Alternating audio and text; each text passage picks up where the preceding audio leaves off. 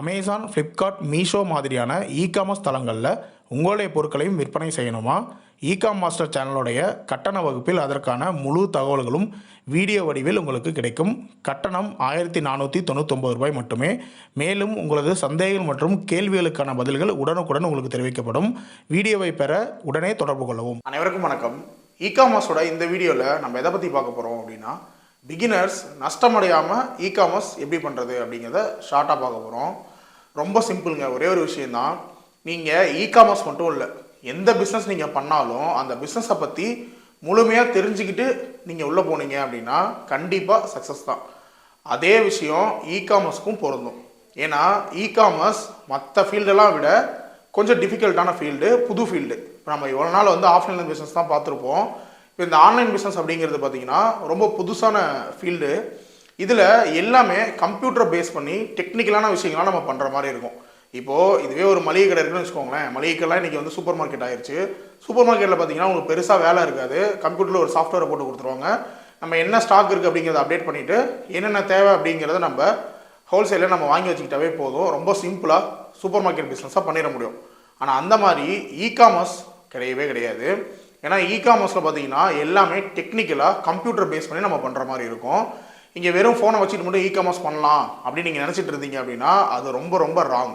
Computer இல்லாமல் e-commerce உங்களால் பண்ணவே முடியாது. அது மட்டும் இல்லாமல் ஒரு பிளாட்ஃபார்மும் பார்த்தீங்கன்னா ஒரு டேர்ம்ஸ் அண்ட் கண்டிஷன்ஸை வச்சுருப்பாங்க. அமேசான் ஒன்று சொல்லுவாங்க, ஃப்ளிப்கார்ட் ஒன்று சொல்லுவாங்க, மீஷோ ஒன்று சொல்லுவாங்க, க்ளோரோட் ஒன்று சொல்லுவாங்க, ஜியோ மார்ட் ஒன்று சொல்லுவாங்க. இப்போ ஜியோ மார்ட்டில் பார்த்தீங்கன்னா ட்ரேட்மார்க் இருந்தால் தான் செல்லர் அக்கௌண்ட்டே உங்களால் க்ரியேட் பண்ண முடியும். செல்லர் அக்கௌண்ட்டு பார்த்தீங்கன்னா அவங்கள தான் க்ரியேட் பண்ணி தருவாங்க, உங்களால் பண்ண முடியாது. இதுவே அமேசானில் ட்ரேட்மார்க் எல்லாமே நீங்கள் ப்ராடக்ட்டை செல் பண்ண முடியும். செல்லர் அக்கௌண்ட் நீங்களாவே க்ரியேட் பண்ணிக்கலாம். இந்த மாதிரி பார்த்தீங்கன்னா ஒரு வெப்சைட்டும் அவங்கவுங்களுக்குன்னு தனித்தனியாக வேறு ரூல்ஸை வச்சுருப்பாங்க. நீங்கள் ஃபஸ்ட்டு இகாமர்ஸ்குள்ளே வரணும் அப்படின்னா எந்த வெப்சைட்டில் செல் பண்ண போகிறீங்க, எத்தனை வெப்சைட்டில் செல் பண்ண போகிறீங்க, எதை நீங்கள் ஃபஸ்ட்டு ஸ்டார்ட் பண்ண போகிறீங்க அப்படிங்கிறத தெரிஞ்சுக்கணும். நீங்கள் 7-8 வெப்சைட்டில் கிட்டத்தட்ட செல் பண்ணுறதுக்கான ஆப்ஷன்ஸ் இருக்குது. ஆனால் நாம் எப்பவுமே ப்ரிஃபர் பண்ணுறது அமேசான் தான் பண்ணுவோம். நீங்கள் எந்த வெப்சைட்டில் பிஸ்னஸ் ஸ்டார்ட் பண்ணணும் அப்படிங்கிறது எதை வச்சு முடிவு பண்ணணும் அப்படின்னா, டேர்ம்ஸ் அண்ட் கண்டிஷன்ஸ் என்ன, நமக்கு இருக்கக்கூடிய கன்வீனியன்ட் என்ன, நமக்கு இருக்கக்கூடிய சப்போர்ட் என்ன, இதெல்லாம் வச்சு தான் நீங்கள் எந்த வெப்சைட்டில் உங்கள் பிஸ்னஸை ஸ்டார்ட் பண்ணணும் அப்படிங்கிறத நீங்கள் முடிவு பண்ணணும். ஸ்டார்ட் பண்ணதுக்கப்புறம் அந்த ஒரு வெப்சைட்டில் உங்களுக்கு நாலேஜ் வந்ததுக்கப்புறம் தாராளமாக மற்ற வெப்சைட்லேயும் உங்களால் எக்ஸ்டெண்ட் பண்ணிக்க முடியும். நான் ப்ரிஃபர் பண்ணுறது பார்த்தீங்கன்னா அமேசான் தான். ஸோ நீங்கள் பிஸ்னஸ் ஸ்டார்ட் பண்ணால் அமேசானில் ஸ்டார்ட் பண்ணால் உங்களுக்கு நல்லாயிருக்கும். ஏன் நான் அமேசான் ஸ்டார்ட் பண்ணணும்னு சொல்கிறேன் அப்படின்னா, அமேசானில் பார்த்தீங்கன்னா நிறைய டேர்ம்ஸ் அண்ட் கண்டிஷன்ஸ் இருக்கும். அவங்க வேர்ல்டு வைட் நிறைய கண்ட்ரீஸில் செல் பண்ணுறதுனால, அக்கௌண்ட் வச்சுருக்கிறதுனால அவங்க என்ன பண்ணுறாங்க அப்படின்னா அவங்களுடைய ஸ்டாண்டர்ட் எல்லாமே வேர்ல்டு கிளாஸாக வச்சுருப்பாங்க. அதாவது ஒரு இமேஜ் இருக்குது அப்படின்னா அந்த இமேஜோடைய ரெசல்யூஷன் சைஸ், அதாவது ஹரிசாண்டல் சைஸ் எவ்வளோ இருக்கணும், வெர்டிக்கல் சைஸ் எவ்வளோ இருக்கணும். ஒரு ட்ரெஸ் இருக்குது அப்படின்னா அந்த ட்ரெஸ்ஸை போட்டுட்டு ஒரு பொண்ணு நின்றுட்டு இருந்தால் அதை கஸ்டமர் அதிகமாக பார்ப்பாங்களா, இல்லை உட்காந்துருந்தா அதிகமாக பார்ப்பாங்களா, இந்த மாதிரிலாம் அவங்க டீட்டெயில்டாக அனலைஸ் பண்ணி என்ன பண்ணுவாங்க அப்படின்னா அவங்களுடைய டேர்ம்ஸ் அண்ட் கண்டிஷன்ஸ்லாம் வச்சுருப்பாங்க. நீங்கள் அந்த வெப்சைட்டில் போய் பழகிக்கிட்டீங்க அப்படின்னா அதை அப்படியே மற்ற வெப்சைட்டுக்கு நீங்கள் இம்ப்ளிமெண்ட் பண்ணும்போது உங்களுக்கு ரிசல்ட்டும் சூப்பராகவே கிடைக்கும். ரெண்டாவது ஜிஎஸ்டி இல்லாமல் உங்களால் எந்த வெப்சைட்லையும் ப்ராடக்டை செல் பண்ண முடியாது. ஏன் அப்படின்னா ஒரு ஸ்டேட்டை விட்டு இன்னொரு ஸ்டேட்டுக்கு நீங்கள் பொருளை 10 ரூபாய்க்கு விற்றாலும் கூட கவர்மெண்ட்டுக்கு ஜிஎஸ்டி கட்டி தான் வைக்கணும். அதனால் எந்த பிளாட்ஃபார்மில் நீங்கள் அக்கௌண்ட் ஓப்பன் பண்ண போனாலும் இங்கே முதல்ல உங்களுக்கு ஜிஎஸ்டி தான் கேட்கும். ஜிஎஸ்டி அப்படிங்கிறது ஆதார் கார்டு மாதிரியோ ரேஷன் கார்டு மாதிரியோ ஒரு சாதாரண ஒரு டாக்குமெண்ட் கிடையாது. சாதாரணங்கிறது நான் எதை வச்சு சொல்கிறேன் அப்படின்னா, இப்போ ஆதார் கார்டுனா ஒன் டைம் நீங்கள் எடுத்துட்டா ஓகே, பேன் கார்டு ஒரு வாட்டி எடுத்துட்டா ஓகே, பேங்க் அக்கௌண்ட் ஒரு வாட்டி ஓப்பன் பண்ணிட்டா ஓகே, அதுக்கப்புறம் நீங்கள் அதை பற்றி கவலையப்பட தேவையில்லை, அந்த ப்ரூஃபை மட்டும் நீங்கள் யூஸ் பண்ணிட்டு இருக்கலாம். ஆனால் ஜிஎஸ்டி அந்த மாதிரி கிடையாது. நீங்கள் ஜிஎஸ்டி எடுத்துட்டீங்க அப்படின்னா மாதம் கவர்மெண்ட்டுக்கு நீங்கள் என்ன ப்ராடக்டை பர்ச்சேஸ் பண்ணீங்க, என்ன ப்ராடக்டை செல் பண்ணீங்க அப்படிங்கிற கணக்கை கவர்மெண்ட்டு கொடுக்கணும். அதுக்கு பேர் ரிட்டர்ன் ஃபைலிங்னு சொல்லுவாங்க.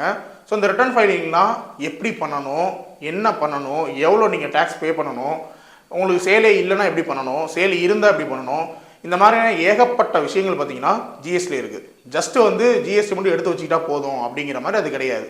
ஸோ இப்போ நான் சொன்னது 2 சிம்பிளான விஷயங்கள் தான் உங்களுக்கு நான் சொல்லியிருக்கேன். இது இல்லாமல் நிறைய இருக்குது. கமிஷன்ஸ் இருக்குது, ரிட்டர்ன்ஸ் இருக்குது, நிறைய இருக்குது. ஒரு பிளாட்ஃபார்மும் பார்த்தீங்கன்னா அவங்களுக்குள்ளே பார்த்தீங்கன்னா ஏகப்பட்ட விஷயங்களை வச்சுருப்பாங்க.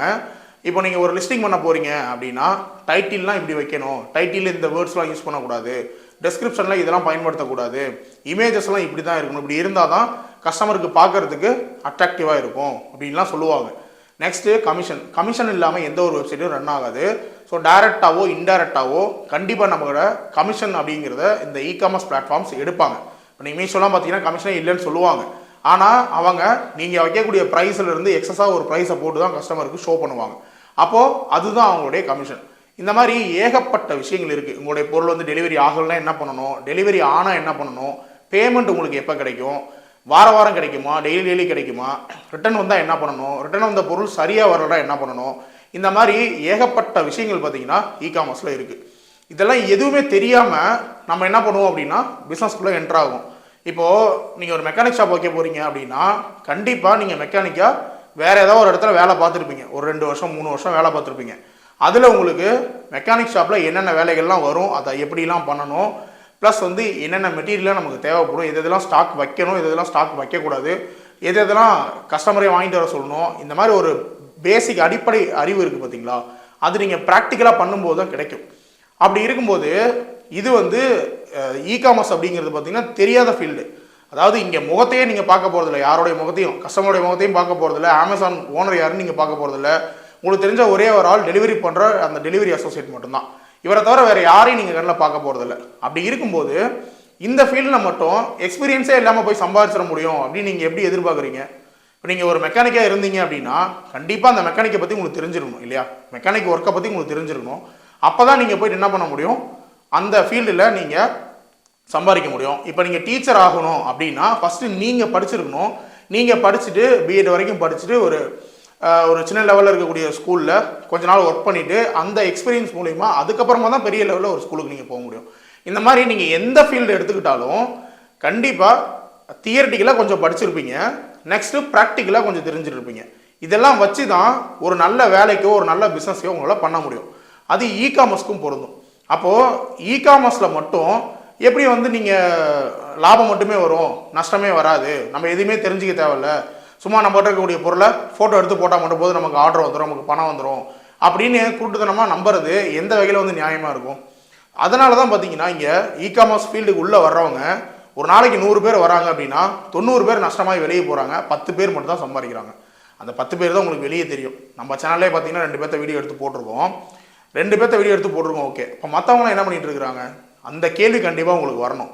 ஏன்னா இகாமர்ஸ் வந்து அது ஒரு பாதையில் போயிட்டுருக்கும். நீங்கள் வந்து ஒரு ஐடியா வச்சுருப்பீங்க, நான் இந்த பொருளை கொண்டு போக போகிறேன், இப்படி பண்ண போகிறேன் அப்படி ஒரு ஐடியா வச்சுருப்பீங்க. நீங்கள் அந்த இகாமர்ஸோடைய பாதையில் உங்களுடைய பொருளை கொண்டு போகணும். உங்களுக்கு ஏற்ற மாதிரி இகாமர்ஸ் உங்களால் வளைக்க முடியாது, சரிங்களா? அது ஒரு ரூட்டில் போயிட்டுருக்கோம். அதுக்கேற்ற மாதிரி நீங்கள் அட்ஜஸ்ட்மெண்ட் பண்ணி நீங்கள் போகணும். நீங்கள் ஆஃப்லைனில் இதெல்லாம் பண்ண முடியும், சூப்பராக போகும் அப்படின்னு நினைக்கிறீங்களோ அது அப்படியே ஆப்போசிட்டாக இருக்கும் இகாமர்ஸில், ஆன்லைனில். ஸோ இந்த பொருட்கள் எல்லாம் அங்கே போகுமா போகாதா அப்படிங்கிறத நீங்கள் ஒர்க் அவுட் பண்ணணும். முன்னே இகாமர்ஸ் பிஸ்னஸ் ஸ்டார்ட் பண்ணுறதுக்கு முன்னாடி கண்டிப்பாக 3 மாதம் நீங்கள் ப்ரீ பிளான் பண்ணணும். அந்த 3 மாதத்துக்குள்ளே நீங்கள் என்னென்ன பொருள்லாம் எடுக்கணும் அப்படின்னு நினைக்கிறீங்களோ அந்த பொருளெல்லாம் இப்போது வரைக்கும் இருக்கக்கூடிய செல்லிங் ப்ரைஸ், அதாவது அந்த வெப்சைட்லேயே இப்போ அமேசான் எடுத்துக்கோங்க, அமேசானில் 300 ரூபாய்க்கு ஒரு பொருள் விற்றுட்டுருக்கு. அந்த பொருளை நீங்கள் கையில் வச்சுருக்கீங்க, செல் பண்ணலாம் அப்படின்னு சொல்லி முடிவு பண்ணிட்டு இருக்கிறீங்க. அப்போது அந்த 300 ரூபா செல்லிங் ப்ரைஸாக வச்சு அந்த பிளாட்ஃபார்ம் என்னென்ன ப்ரைஸ் சொல்கிறாங்க. இப்போ எக்ஸாம்பிளுக்கு அமேசான்லாம் 6 விதமான ஃபீஸ் எடுக்கிறாங்க உங்கள்கிட்ட. இந்த 6 விதமான ஃபீஸ் என்ன, இது எல்லாத்தையும் கணக்கு போட்டு பார்த்துட்டு கவர்மெண்ட்டுக்கு நீங்கள் ஒரு ஜிஎஸ்டின்னு வர பே பண்ணணும். இந்த பொருளுக்கு கவர்மெண்ட் ஒரு ஜிஎஸ்டி நிர்ணயிச்சிருப்பாங்க, 12%, 18% அப்படின்னு. அதை நீங்கள் கால்குலேட் பண்ணிவிட்டு மொத்தமாக இதெல்லாம் சேர்ந்து நமக்கு ஒரு 200 ரூபா போகுது, இதோடைய செல்லிங் ப்ரைஸ் வந்து 300 ரூபா, மீதி இருக்கிறது 100 ரூபா தான். இந்த 100 ரூபாயில் நமக்கு 50 ரூபா மார்ஜின் அப்படின்னா 50 ரூபாய்க்கு இந்த பொருளை நம்ம ஹோல்சேல் ப்ரைஸில் வாங்கியிருக்கணும். அப்போ தான் இது நமக்கு லாபம். 50 ரூபாய்க்கு மேலே இந்த பொருளை நம்ம வாங்கணும் அப்படின்னா கண்டிப்பாக இது நமக்கு நஷ்டத்தை தான் கொடுக்கும். ஸோ நாம் வாங்குகிற ப்ரைஸே 100 ரூபா அப்படிங்கும்போது இந்த பொருள் இகாமர்ஸ்க்கு சூட் ஆகாது, இந்த பொருள் நம்ம அவாய்ட் பண்ணணும் அப்படின்னு ப்ரீ பிளான் நீங்கள் பண்ணணும். இப்போ நான் சொன்னது பொருளை எடுக்கிறதுக்கு ஒரு சின்ன எக்ஸாம்பிள் நான் சொன்னேன்.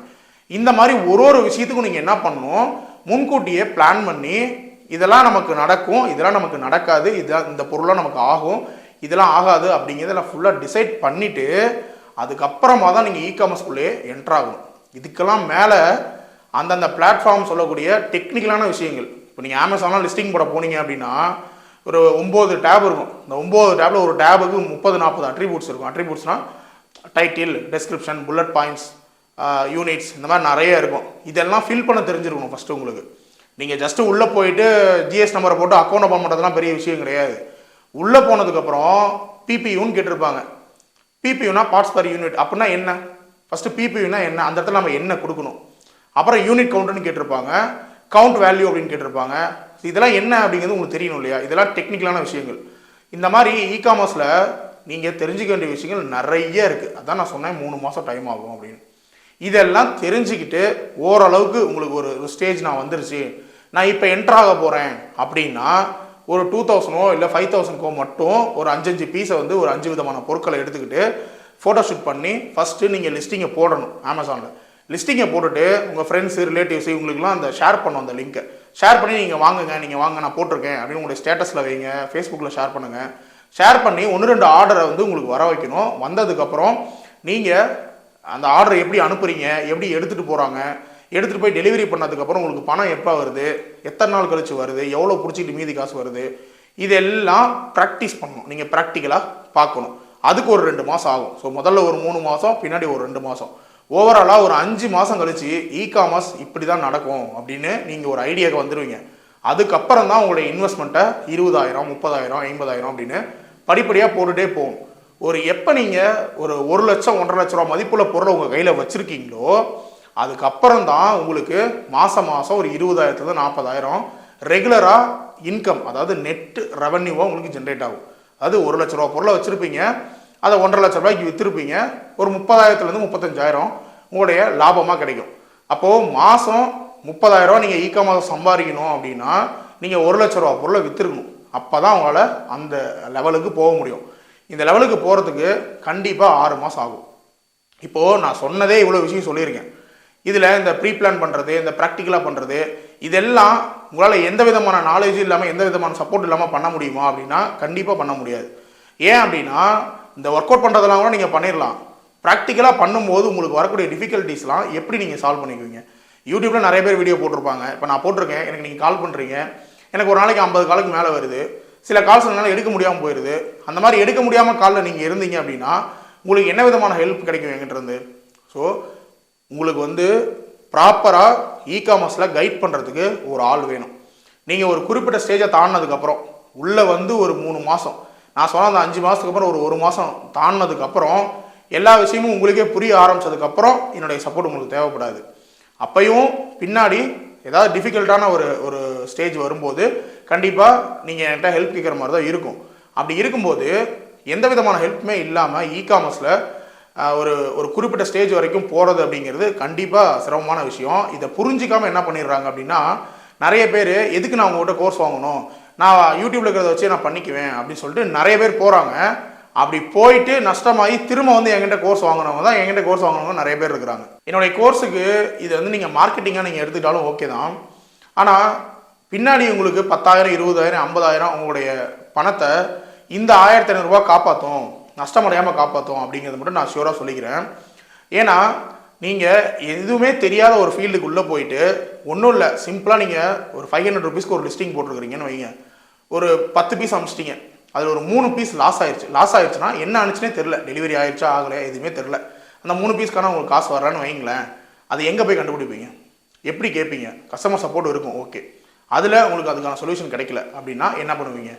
ஸோ இந்த மாதிரி ஒரு சின்ன விஷயந்தான் இருக்கும், அது உங்களுக்கு 2,000 ரூபா 5,000 ரூபா இப்படி லாஸை கொடுக்கும். நீங்கள் ஜிஎஸ்டி எடுத்துருவீங்க, ரிட்டர்ன் ஃபைல் பண்ணுற நாலேஜ் உங்களுக்கு இருக்காது, அப்படியே விட்டுருவீங்க, ஆடிட்டர்கிட்ட சொல்ல மறந்துடுவீங்க, பண்ணாமல் விட்ருவாங்க, 1 மாதம் ஆயிரும், அதுக்கப்புறம் ஃபைல் பண்ண போவீங்க, அங்கே 1,500 ரூபா ஃபைன் போட்டிருப்பாங்க. ஸோ இந்த மாதிரி நீங்கள் ப்ராப்பர் நாலேஜ் இல்லாமல் உள்ளே போகும்போது பார்த்தீங்கன்னா எக்ஸஸாக, அதாவது நீங்கள் எதிர்பாராமல் 2,000 3,000 5,000 இந்த மாதிரி ஃபைன்னாலேயோ இல்லை நஷ்டத்தினாலேயோ நீங்கள் இழக்கிற மாதிரி சுச்சுவேஷன் வரும். அதுக்காக தான் என்ன சொல்கிறேன் அப்படின்னா, என்னுடைய கோர்ஸில் 100 வீடியோவில் நான் உங்களுக்கு இகாமர்ஸ் பற்றின டாப் டு பாட்டம் ஃபுல்லாக கவர் பண்ணியிருக்கேன், ஐடி ஃபைலிங் வரைக்கும் கவர் பண்ணியிருக்கேன். எந்த விதமான கோர்ஸ்லையும் பார்த்தீங்கன்னா ஜிஎஸ்டி, ஐடி ஃபைலிங், 5 வெப்சைட்கான இகாமர்ஸ் பற்றின டெக்னிக்கல் எந்த இதுவுமே பார்த்தீங்கன்னா இருக்காது. ஸோ நம்மளோடதில் 100% பார்த்தீங்கன்னா இந்த எல்லா விஷயமும், அதாவது இந்த ஒரு கோர்ஸ் உங்களுக்கு இருந்தாவே நீங்கள் எல்லா விஷயத்தையும் இகாமர்ஸ் சம்மந்தப்பட்ட எல்லா விஷயத்தையும் இதிலே ஃபுல் அண்ட் ஃபுல் கற்றுக்க முடியும். அதுக்கு மேலேயும் நம்மளுடைய குரூப் சப்போர்ட் இருக்கும். கோர்ஸ் பர்ச்சேஸ் பண்ணாலும் நம்ம குரூப்பில் ஆட் பண்ணியிருப்போம். குரூப்பில் 400 ரூபாய் கிட்ட இருக்காங்க.